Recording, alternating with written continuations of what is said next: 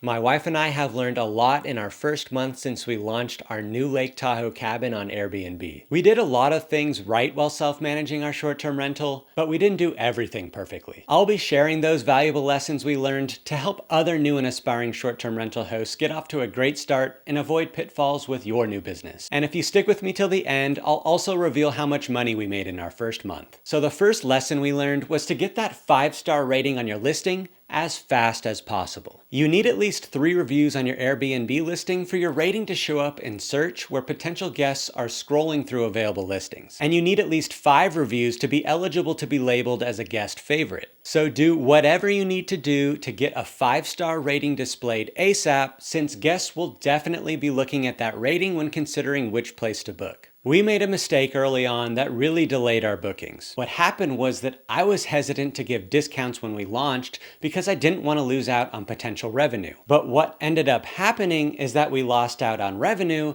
because no one ended up booking our unranked listing in the first 2 weeks. In hindsight, what we should have done in the first week or two after launch is offer our place to friends and family at a steep discount in order to build up those 5-star reviews. We did eventually get some friends to book the place and built up our rating with a few reviews, but I wish we would have done it from the very beginning because organic bookings did start to roll in right after we had a couple 5-star reviews. Another thing that you should not hesitate to do during your first few critical stays is to offer resolutions if guests have issues during their stay. I know it sucks to have to refund someone for something that you think is trivial, but you really need to make sure that your first few guests leave you 5-star reviews. It just so happened that our very first guests complained about an issue with the thermostat that caused them to be a little too cold during their first night. Now, I could have just told them that there was a simple solution and apologized for the inconvenience. However, I went out of my way to thank them for bringing the issue to our attention,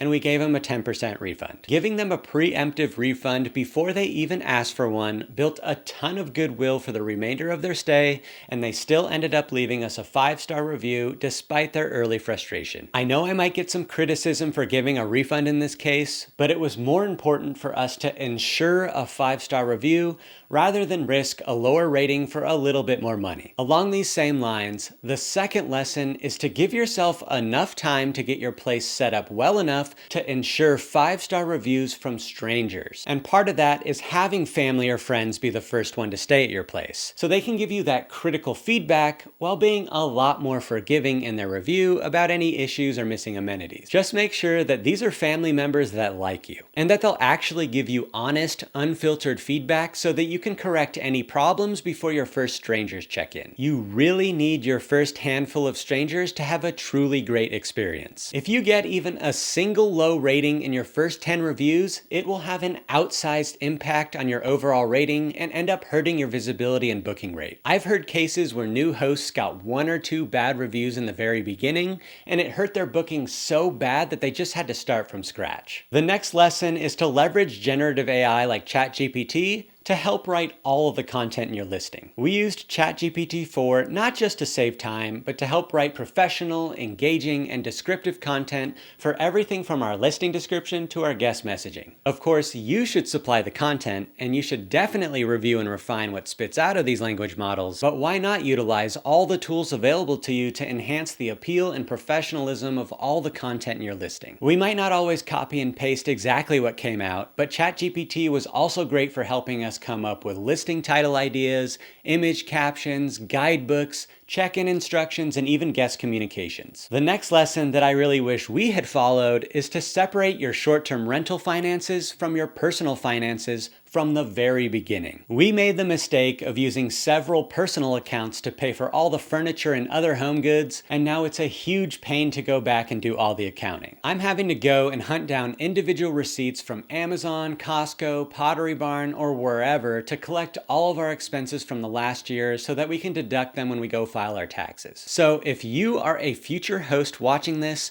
go right now and open a dedicated checking account and credit card for your short-term rental before you start buying all kinds of stuff, and you will thank me later. Lesson 6 is to really listen to your early guest feedback and implement improvements as quickly as possible. I promise you, if you do this, your guests will love you. This type of continuous improvement approach is near and dear to me since I was a product manager in biotech for a while. The more you systematically eliminate every cause for complaint, the more blown away and loyal your guests will become. We got some slightly negative feedback on a couple of things from our first few guests. One guest in particular felt like there wasn't enough privacy in the bathrooms because we only have window film that goes halfway up the windows and no blinds. Now, we're in the forest, and no one can see up into the bathrooms even if they tried. But instead of trying to convince those guests that the window films were adequate for privacy, we went ahead and bought blinds for all the bathrooms so that there isn't even a chance that another guest can complain about the same thing in the future. Not only that, but we thanked those initial guests for their feedback and let them know that we were implementing their suggestion. This made them feel heard and valued and builds loyalty so that they'll be more likely to book our place again when they return to Lake Tahoe. But here's the thing. This continuous improvement approach is all within reason. The blinds were fairly inexpensive and easy for me to install. If someone asks for something really expensive or difficult to implement,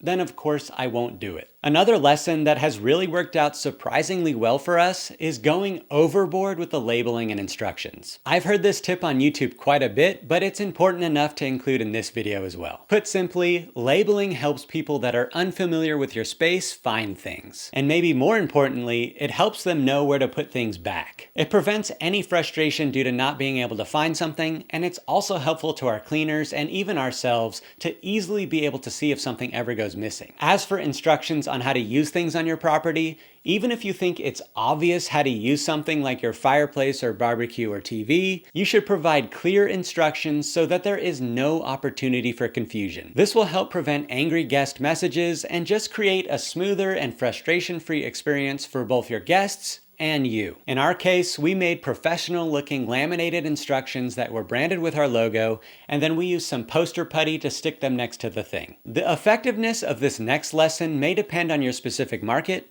and that's setting a 3-night minimum. My market in Lake Tahoe is a vacation area, and for most of the year, it's visited by people looking for 2-night weekend stays. So what can end up happening is you book all 4 weekends in a month, leaving these blocks of weekdays that are a lot harder to book. And even though most visitors might be looking for weekend stays, there are still plenty of people looking for longer stays. So at least in our case so far, implementing a 3-night minimum has helped a lot in minimizing those 4 or 5 day blocks of vacant weekdays. Now I do acknowledge that this strategy is subject to supply and demand, so there may come a time when we need to adjust if we don't get any bookings because everyone is looking for weekend stays. Some of the other benefits of having a longer nightly minimum stay are minimizing the number of turns and the costs associated with that, and also lowering the risk of parties.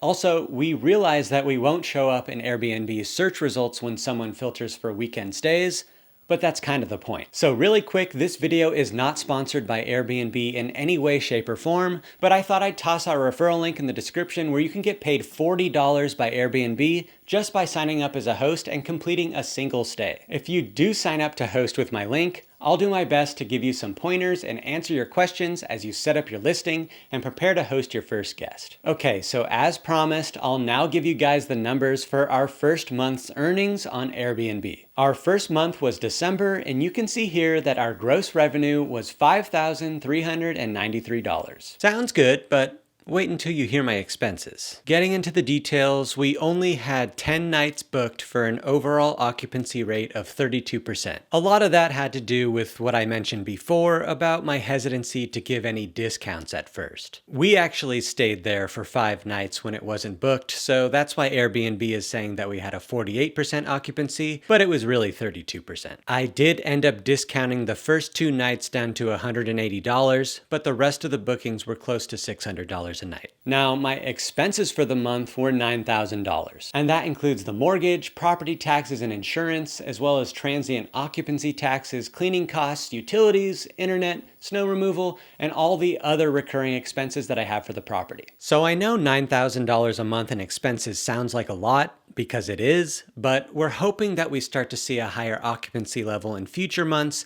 as we get more established as an upscale property with really good reviews in Lake Tahoe. Either way, I'll keep you you updated on how we're doing. If we look ahead into January and February, you can see that we already have a decent amount of expected revenue, and hopefully things start to book up as we get deeper into ski season. So make sure to check back, as I'll be continuing to update you guys on our journey as hosts. Soon, I'll be delving deeper into what the final cost of our new cabin ended up being, but for now, you can check out some of the risks associated with starting an Airbnb.